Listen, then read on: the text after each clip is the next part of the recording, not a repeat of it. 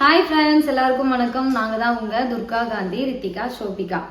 Okay friends, இன்னைக்கு என்ன video அப்படின்னு சொல்லி பார்த்தீங்கன்னா, நம்ம ஒரு 10 நாள் டூர் போயிருந்தோம். போயிட்டு ரிட்டர்ன் ஆனதுக்கப்புறமும் சரி, நம்ம டூர் போன டைம்லையும் சரி, போட்ட விளாக்லலாம் நிறைய பேர் கேட்டது, அக்கா நீங்கள் போன இடத்துக்குலாம் எவ்வளோ செலவானுச்சு, ஒரு பட்ஜெட் எங்களுக்கு சொல்லுங்கள். நாங்களும் போகிறப்ப வந்து பார்த்தீங்கன்னா எங்களுக்கு கொஞ்சம் ஹெல்ப்பாக இருக்கும், அக்கா ப்ளீஸ்க்கா சொல்லுங்க அப்படின்னு சொல்லி நிறைய பேர் கேட்டிருந்தீங்க. நான் ஏன் அந்த டைம்ல சொல்லலன்னா, மொத்தமா எவ்வளோ ஆணுச்சு அப்படிங்கறத உங்ககிட்ட சொல்லலாம் அப்படின்னு சொல்லிட்டு தான். அதே மாதிரி கசகசன்னு சொன்னாலும் உங்களுக்கு புரியாது. அதனால இன்னைக்கு வந்து ஃபர்ஸ்ட் நம்ம தாஜ்மஹால் தான் போனோம். அந்த தாஜ்மஹால் போன அன்னைக்கு எவ்வளோ அமௌண்ட் ஆணுச்சு, அதாவது ஆக்ரா சுத்தி அந்த ஊர்லலாம் சுத்தி நாங்க போன இடத்துல எவ்வளோ அமௌண்ட் ஆணுச்சு, அங்க நிறைய சுவாரஸ்யமான விஷயமும் நடந்துச்சு, பயங்கரமான விஷயம் நடந்துச்சு, சோறே இல்லாமலாம் இருந்தோம். அது எல்லாத்தையும் உங்களோட வந்து நான் ஷேர் பண்ண போறேன். அததான் இந்த வீடியோல பார்க்க போறீங்க. இப்ப நம்ம வீடியோக்குள்ள போலாம். ஃபர்ஸ்ட் பாத்தீங்கன்னா, எப்படிங்கக்கா நீங்க இந்த 10 நாள் டூர் போடுறதுக்கு பிளான் போட்டீங்க அப்படின்னு சொல்லி நீங்க கேட்டிருந்தீங்க. பிளான் எப்படி போட்டோங்கிறது இப்ப நான் சொல்றேன் கேளுங்க. ஒரு நாள் எங்க வீட்டுக்கார நானும் பேசிட்டு இருக்கிறப்ப, அவரோட ஃப்ரெண்டு செந்தில்னு ஒரு அண்ணா, அந்த அண்ணாகிட்ட இவர் ரொம்ப நாள் வந்து பேசவே இல்லை. எப்ப பார்த்தாலும் இவங்க ஃபோன் பண்ணி ரொம்ப நேரம் பேசிட்டு இருப்பாங்க, பேசவே இல்லை. நானா ஒரு நாள் கேட்டிருந்தேன், ஏங்க செந்தில் அண்ணாட்டுலாம் இப்பெல்லாம் பேசுறதே இல்லை அப்படின்ட்டு. ஆமா துர்கா, நானும் மறந்தே போயிட்டேன் அப்படின்னு சொல்லி சொன்னாரு. சரிங்க, இப்போ உடனே கூப்பிட்டு பேசு அப்படின்னு சொன்னதும் இவர் சரி செல்லுன்னு சொல்லிட்டு கூப்பிட்டு பேசுறாரு. ஹலோ செந்தில, சொல்லு செந்தில அப்படின்னு சொல்லிட்டு 2 பேரும் அவங்களுக்குள்ள பேசிட்டு இருந்தாங்க. பேசி முடிச்சுட்டு எங்க வீட்டுக்காரர் சொன்னார், இந்த மாதிரி திருவிழா வருது வாங்கப்பா அப்படின்னு சொல்லி சொன்னதும் அவர் சொல்லியிருந்தாரு, இல்லப்பா நாங்கள் வந்து இந்த மாதிரி வெளி மாநிலத்துக்கு வந்து டூர் போகலான்னு ஒரு 10 நாளைக்கு பிளான் பண்ணியிருக்கோம், டிக்கெட்லாம் புக் பண்ணியாச்சு அப்படின்னு சொல்லி அவர் சொன்னார். சொன்னதும் எங்கள் வீட்டுக்காரர் இருந்துட்டு அப்பயே என்கிட்ட சொல்லவே இல்லை. சரி நீங்கள் எந்த ஊருக்கெல்லாம் போகிறீங்க, அந்த ட்ரெயின் எல்லாம் சொல்லுங்கள், நான் டிக்கெட் இருக்கான்னு பார்க்குறேன் அப்படின்னு சொல்லி எங்கள் வீட்டுக்காரர் சொன்னார். சரின்ட்டு அவர் மொத்த டீட்டெயிலாம் கொடுத்ததும் இவர் உடனே எந்த ட்ரெயின் என்ன எல்லாம் செக் பண்ணி பார்த்தா எல்லாத்துலேயுமே சீட் இருந்துச்சு. எங்களுக்காகவே இருந்திருக்க மாட்டேங்குது, சீட் இருந்துச்சு. உடனே என்ன பண்ணிட்டோம், டிக்கெட் எல்லாம் புக் பண்ணிட்டோம். டிக்கெட்லாம் புக் பண்ணி முடிச்சதுக்கப்புறம் டேட் எல்லாம் பார்த்ததுக்கப்புறம் தான் தெரிஞ்சது, எங்கள் திருவிழாவும் எங்கள் டூர் போகிற பிளானும் ஒன்றா வருது. அதாவது முதல் நாள் வந்து திருவிழா முடியுது, அடுத்த நாள் காலையிலே நாங்கள் வந்து டூர் போகிற மாதிரி பிளான் இருந்துச்சு. அப்படிதான் டூர் பிளான் ஆரம்பிச்சதுங்க. செந்தில் அண்ணன் வந்து எந்த ஊர்னு பார்த்தீங்கன்னா, அவர் வந்து சென்னை, நாங்கள் வந்து கோயம்புத்தூர். இவங்க 2 பேரும் எப்படி ஃப்ரெண்டாங்கன்னு பார்த்தீங்கன்னா, இவங்க 2 பேரும் ஸ்டார்டிங்கில் ரயில்வேல வந்து ஒர்க்குக்கு சேர்றப்ப ஒன்றா ஒரே பேட்சில் ட்ரைனிங்கில் வந்து ஒன்றா இருந்தவங்க. அப்பையிலிருந்தே நாங்கள் இப்போ வரைக்கும் வருஷத்துக்கு ஒரு டூர் ஆச்சு, ஃபேமிலி டூராக. அதாவது அவங்க ஃபேமிலி எங்கள் ஃபேமிலி எல்லாம் ஒன்றா வருஷத்துக்கு ஒரு டூர் நாங்கள் வந்து போயிடுவோம். அப்படி போனோம். அப்புறமா பார்த்தீங்கன்னா டிக்கெட் புக் பண்ணிட்டோம், திருவிழாவும் பக்கத்தில் வந்துருச்சு. ஆனால் எங்கள் வீட்டுக்காரருக்கு பார்த்தீங்கன்னா லீவ் வந்து கிடைக்கவே இல்லை. அப்போ தான் எனக்கு ஒரு யோசனை வருது, என்னடா நம்ம 10 நாள் பிளான் பண்ணி 40 செட்டு ட்ரெஸ்ஸும் எடுத்துட்டோம், ட்ராலி வாங்கிட்டோம், விளாக்ல உங்ககிட்ட வேற நாங்கள் டூர் போகிறோம் அப்படின்னு சொல்லிட்டு உங்கள்கிட்ட விளாக்லையும் நம்ம சொல்லிட்டோம். ஆனால் இது டூர் போகிறதுக்கே 4 வீடியோ போட்டது நாங்களாக தான் இருப்போம். எங்கள் வீட்டுக்காருக்கு ஒரு வீடியோ, எங்கள் சித்திக்காவுக்கு ஒரு வீடியோ, சோபிகாவுக்கு ஒரு வீடியோ, எனக்கு ஒரு வீடியோ, 4 வீடியோவில் 4 ட்ரெஸ் எடுத்ததை போட்டுட்டோம். இப்போ எப்படிரா நம்ம டூர் போகல அப்படிங்கிறது உங்ககிட்ட நான் சொல்லுவேன், என்னன்னு சொல்லுவேன்னு சொல்லி எனக்கு ரொம்ப கஷ்டமாக போச்சு. சரி, எப்படியும் திருவிழாவுக்கு வந்து ஒரு 3 நாள் வந்து லீவ் கிடைச்சிரும், நம்ம வந்து திருவிழாவுக்கு போயிடலாம், அதுக்கப்புறம் முடிவு பண்ணிக்கலாம் அப்படின்னு சொல்லி பிளான் பண்ணியிருந்தோம். ஃபஸ்ட்டு நாங்கள் என்ன முடிவு பண்ணோன்னா, இங்கேருந்து பேக்கிங்லாம் பண்ணிவிட்டு சென்னையில் தான் வந்து நமக்கு ட்ரெயின், இங்கேருந்து பேக் பண்ணிவிட்டு சொந்த ஊர் எங்கள் ஊருக்கு போயிட்டு திருவிழா முடிச்சுட்டு அங்கேருந்து ஸ்ட்ரெயிட்டாக சென்னை போயிடலான்னு பிளான் பண்ணியிருந்தோம். இந்த லீவ் கிடைக்க தாமதமானனால ட்ராலி புது ட்ரெஸ் எல்லாத்தையும் கோயம்புத்தூர்லேயே வச்சுட்டு, சரி நம்ம ஊர் நோம்பிக்காச்சும் போயிட்டு வருவோம், சரி உங்ககிட்ட எதையாச்சும் சொல்லி சமாளிச்சிடலாம் அப்படின்னு சொல்லிட்டு நாங்கள் வந்து திருவிழா கிளம்பி போயிட்டோம். அங்கே போயிட்டு பார்த்தீங்கன்னா முதல் நாள் திருவிழா முடிஞ்சது. அடுத்த நாள் மத்தியானம் பார்த்தீங்கன்னா எங்கள் வீட்டுக்காருக்கு ஒரு ஃபோன் வருது, லீவ் வந்து சேங்ஷன் பண்ணிட்டாங்க அப்படின்ட்டு. அப்படியே எத்தனை பட்டர்ஃப்ளை தெரியுங்களா, பட்டர்ஃப்ளை பட்டாம்பூச்சி எல்லாமே பறந்துச்சு. அப்பா, என் சொந்த ஊர் பார்க்க போகிறோம்ல, டெல்லி யார் பிறந்த ஊர்னா பிறந்த ஊர் பார்க்க போகிறோன்னு சொல்லிட்டு ஒரே சந்தோஷம். அது இல்லாமல் எங்கள் சொந்தக்காரங்ககிட்டலாம் கூப்பிட்டு சொல்லிட்டேன், டெல்லி போகிறேன் அப்படின்ட்டு.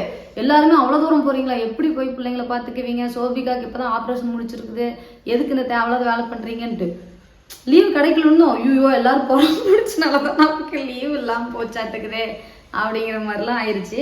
ஃபைனலாக லீவ் கிடச்சி திருவிழா முடிஞ்சு அன்னைக்கு நைட்டே நாங்கள் வந்து கோயம்புத்தூர் வந்துட்டோம். கோயம்புத்தூர் வந்துட்டு நம்ம டூர் போகிறதுக்கான தேவையான பொருளெல்லாம் பேக் பண்ணிவிட்டு மூட்டைலாம் கட்டிக்கிட்டு ரெட் டாக்ஸி புக் பண்ணிவிட்டு இங்கேருந்து கோயம்புத்தூர் ரயில்வே ஸ்டேஷன் போய் ரயில்வே ஸ்டேஷன்லேருந்து சென்னை போயிட்டோம்.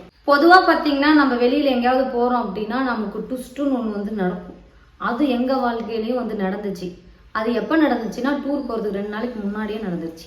ஃபஸ்ட்டு பிளான் என்னன்னு சொல்லி பார்த்தீங்கன்னா 7:30 மணிக்கு நம்மளோட ஃபஸ்ட்டு பிளான் என்னன்னு சொல்லி பார்த்தீங்கன்னா 7:30 மணிக்கு கோயம்புத்தூரில் ட்ரெயின் ஏறி சென்ட்ரல் பார்த்தீங்கன்னா 5:30 மணிக்கு போயிடும். 6:30 மணிக்கு டெல்லி போகிறதா நம்மளோட ஃபஸ்ட்டு பிளானு. ஆனால் கோயம்புத்தூர்லேருந்து கிளம்ப வேண்டிய வண்டி 1.5 மணி நேரம் லேட்டு. சென்ட்ரல்லேருந்து கிளம்ப வேண்டிய வண்டி தாம்பரத்துலேருந்து கிளம்புது.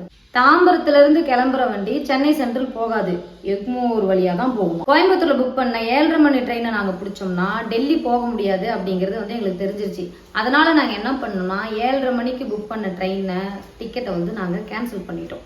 அப்புறமா 6 மணி ட்ரெயினுக்கு தட்கல்ல புக் பண்ணிட்டோம். அப்புறமா பார்த்தீங்கன்னா இதில் ஒரு ட்விஸ்ட் இருக்குது. 7:30 மணிக்கு நம்ம ஒரு ட்ரெயின் புக் பண்ணோம்ல, அந்த ட்ரெயின் பார்த்தீங்கன்னா எங்கள் வீட்டுக்காரோட ரயில்வே பாஸில் ஃப்ரீயாக புக் பண்ணோம். அது வந்து கேன்சல் பண்ணியாச்சு. 2வதாக நம்ம தட்கல்ல ஒரு டிக்கெட் புக் பண்ணோம் இல்லைங்களா, அது பார்த்தீங்கன்னா காசு கொடுத்து பண்ணோம். ஏன்னா பாஸ் வந்து தட்கல் டிக்கெட்டுக்கு ஒர்க் அவுட் ஆகாது. அதனால் நாங்கள் இங்கிருந்தே காசு செலவு பண்ணிட்டு தான் போனோம் டெல்லிக்கு. இப்போ வந்து பார்த்தீங்கன்னா எவ்வளோ அமௌண்ட், இப்போ நம்ம கோயம்புத்தூர் டு சென்னை போகிறதுக்கு எவ்வளோ அமௌண்ட் டிக்கெட்டுக்கு ஆணுச்சு அப்படிங்கிறத நான் சொல்கிறேன். ஃபஸ்ட்டு நம்ம கேன்சல் பண்ண ட்ரெயினில் பார்த்தீங்கன்னா 3rd AC ஒரு ஆளுக்கு 835 ரூபா, சரிங்களா? அதை வந்து நம்ம கேன்சல் பண்ணிட்டோம். 2வதாக நம்ம வந்து தட்கல்ல புக் பண்ணோம்ல, அது வந்து பார்த்தீங்கன்னா சிட்டிங்கு. அப்புறமா பார்த்தீங்கன்னா கோயம்புத்தூர் டு சென்னை நம்ம தட்கல்ல புக் பண்ண டிக்கெட்டு ஒரு ஆளுக்கு வந்து 800 ரூபா. ஒரு வழியாக பார்த்தீங்கன்னா நம்ம கோயம்புத்தூர்லேருந்து சென்னை போயாச்சு. ஒரு வழியாக சென்னை போயிட்டு அங்கேருந்து டெல்லி ட்ரெயினை கரெக்ட் டைம் பிடிச்சி போய் ட்ரெயினில் உட்காந்துட்டோம். இப்போது சென்னையிலேருந்து டெல்லி போகிறதுக்கு எவ்வளோ அமௌண்ட் ஆணுச்சு அப்படின்னு சொல்லி கேட்டிங்கன்னா, நாங்கள் போன ட்ரெயினில் வந்து பார்த்திங்கன்னா 2nd ACயில் தான் நாங்கள் போனோம். ஒரு ஆளுக்கு 3400 ரூபா, ஓகேங்களா? எங்களுக்கு வந்து அது வந்து ரயில்வே பாஸு, நீங்கள் வந்து காசு கட்டி தான் போகணும். கோயம்புத்தூர்லேருந்து நம்ம டெல்லி போகிற வரைக்கும் ட்ரெயின் டிக்கெட்டு ஒரு ஆளுக்கு எவ்வளோ ஆணுச்சு அப்படின்னு சொல்லி பார்த்தீங்கன்னா எங்களுக்கு ஒரு ஆளுக்கு வந்து 4200 ரூபா ஆச்சு, ஓகேங்களா? நீங்கள் வந்து புக் பண்ணுறீங்க அப்படின்னா நீங்கள் வந்து எந்த கோச் புக் பண்ணுறீங்களோ அதுக்கேற்ற மாதிரி பேர் வந்து பார்த்தீங்கன்னா அதிகமாக ஆகலாம், அமௌண்ட்டு கம்மியும் ஆகலாம். எங்களுக்கு ஆனது 4200 ரூபா ஒரு ஆளுக்கு. ஓகே, இப்போ பார்த்தீங்கன்னா நம்ம ஒரு வழியாக நம்மளோட டெல்லி ட்ரெயினில் போய் உட்காந்தாச்சு. அவங்கவுங்க சீட்டில் அவங்க உட்காரல, படுத்தாச்சு. ஏன்னா எங்களுக்குலாம் டயர்ட் ஆகி போச்சு. இங்கேருந்தே நாங்கள் ட்ரெயினில் போனால டயர்ட் ஆகிடுச்சு, எல்லாம் படுத்துட்டோம். அப்புறம் பார்த்தீங்கன்னா ஃபுட்டு, இந்த மாதிரி நம்ம 2-3 நாள் வந்து ட்ராவல் பண்ணுறோம் அப்படின்னா நம்ம வீட்டிலேருந்து புளிசோறு கூட கட்டி எடுத்துகிட்டு போகலாம். ஆனால் ட்ரெயினில் சோறு திங்க முடியாது, ஏன்னா அந்த அளவுக்கு டேஸ்ட்டாக இருக்கும். பாதி வந்து வேகாமல் அந்த மாதிரி தான் இருந்துச்சு. எனக்கு வந்து பிடிக்கல, இருந்தாலும் வேறு வழி இல்லாமல் நாங்கள் வந்து சாப்பிட்டோம். அப்புறம் இந்த IRTC ஃபுட் ஆப் இருக்கும் இல்லைங்களா, அது மூலியமாக பார்த்தீங்கன்னா நம்ம ஃபுட்டு ஆர்டர் பண்ணால் கொஞ்சம் நல்ல சாப்பாடுலாம் வரும். அவங்க கொஞ்சம் நல்லா இருக்கிற மாதிரியே ஃபுட்டு கொண்டாந்து தராங்க. அதுவும் பார்த்தீங்கன்னா குறிப்பிட்ட சில ரயில்வே ஸ்டேஷனில் மட்டும்தான் எங்களுக்கு வந்து அதெல்லாம் கிடைச்சிது. அந்த மாதிரிலாம் ஃபுட்டெல்லாம் ஆர்டர் பண்ணி சாப்பிட்டோம். நாங்கள் என்ன ஃபஸ்ட்டு பிளான் பண்ணியிருந்தோன்னா டெல்லி ஃபஸ்ட்டு போயிடலாம் அப்படின்னு சொல்லிட்டு பிளான் பண்ணியிருந்தோம். ஆனால் டெல்லி போகிறதுக்கு முன்னாடியே ஆக்ரா இருக்குது, நம்ம ஏன் டெல்லி போயிட்டு அங்கேருந்து திரும்ப ஆக்ரா வரணும் அப்படின்னு சொல்லிட்டு நாங்கள் வந்து ஆக்ராவிலே இறங்கிடலான்னு சொல்லி மொத்தமாக நாங்கள் ஒரு 3 ஃபேமிலி போயிருந்தோம். பிளான் பண்ணி ஆக்ராவிலே இறங்கிடலாம் அப்படின்னு சொல்லி இப்போ இது பண்ணியிருந்தோம். அப்போ அந்த ட்ரெயினில் வந்து TTR சரி, பக்கத்து கோச்சில் இருக்கிறவங்க கொஞ்சம் ஒரு 2 நாள் ட்ராவல் இருந்தனால கொஞ்சம் எல்லாம் பேசிக்கலாம் இருந்தோமா. அவங்களும் என்ன சொல்லியிருந்தாங்கன்னா, டெல்லி பார்த்தீங்கன்னா கொஞ்சம் சேஃப்டியாக நீங்கள் வந்து இருக்கணும், ஜுவல்லரிலாம் பத்திரமா பார்த்துக்கணும் அப்படி இப்படின்னு சொல்லி கொஞ்சம் பயன்படுத்தி விட்டாங்க. இதனால நம்ம டூர் சந்தோஷமாக போகலான்னு போனால் இவங்க இப்படி பயன்படுத்துகிறாங்கன்னு சொல்லிட்டு எங்களுக்கு கொஞ்சம் பயம். ஏன்னா பிள்ளைங்கள்லாம் கூப்பிட்டு போகிறோம், சேஃப்டியாக கூட்டிகிட்டு போகணும், யாரையும் நம்பாதீங்க, எல்லாம் கொஞ்சம் இந்த காரு வண்டி இதெல்லாம் பார்த்தீங்கன்னா காசு கொஞ்சம் ஏமாற்றுவாங்க அப்படின்னு சொல்லி ஏதோ சொல்லிட்டாங்க எங்கள் மொத்தமாக.